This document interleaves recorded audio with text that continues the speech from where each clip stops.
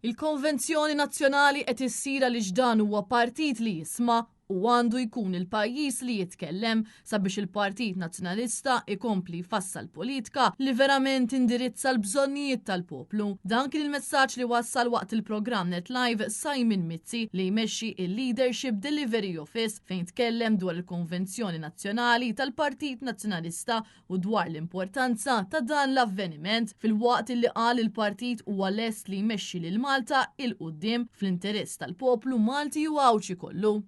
Eżerċizzju li bħala partit għandna nemmnu fih u nemmnu fih għax mhux sempliċement weekend ta' diskorsi jew ħanidu hekk ta' workshops fejn ta' parti qed nagħmlu PR exercise imma huwa pajjiż li jitkellem u partit li jisma'. Jiġifieri dik hija ħanidu hekk it-tema prinċipali.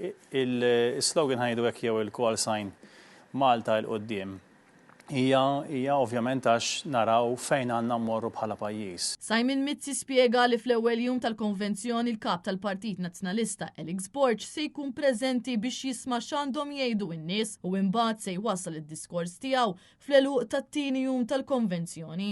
Matul il-jum tas-sibt se jsiru 5 workshops Malta u wieħed f'Għawdex, workshops li huma miftuħin għal kulħadd u b'temi li jolqtu kull faxxa tas-soċjetà. It-temi li se jiġu diskussi fil-workshops huma Malta kif nafuha, Malta li tejsew fiha, ġid li tassew jilħaq lil kulħadd, komunitajiet b'saħħithom, gvern li jieħu ħsiebek, Malta lesta għal għada u Għawdex fil-qalba tal-viżjoni nazzjonali. Daw it-temi ġew magħżula fuq x'jaħsbu n-nies, jiġifieri il-kap il-koll nafu kemm iħobb jisma' u ġifieri daw it-temi huma pjuttost tal-qalb tal-kap, ġifieri meta nisimgħu l-kliem tiegħu anke fid-diskorsi tiegħu daw it-temi jsemmihom jiġifieri u jixtieq jara Malta kif nafuha għalfejn għax jixtieq li l-identità Maltija tiġi salvagwardjata.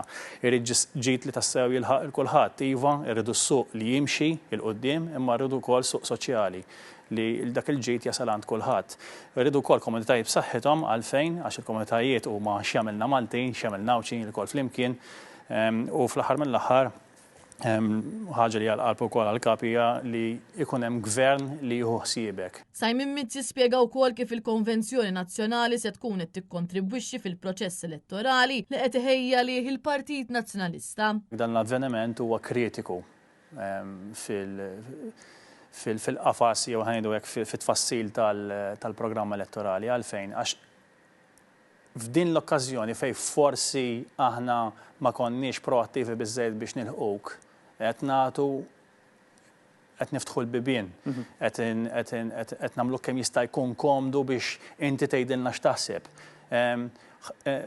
Hija okkażjoni biex din għandna nifhmu li mhu ħanġudikaw il-ħadd idea kemm tajba jew kemm ħażina mhux dak l-iskop. L-iskop huwa li nisimgħu. Kif qed mhijiex avveniment ta' diskorsi jew ta' partit jitkellem, imma huwa ta' partit li jisma' u pajjiż li jitkellem. Giulia Falzon għal Net News.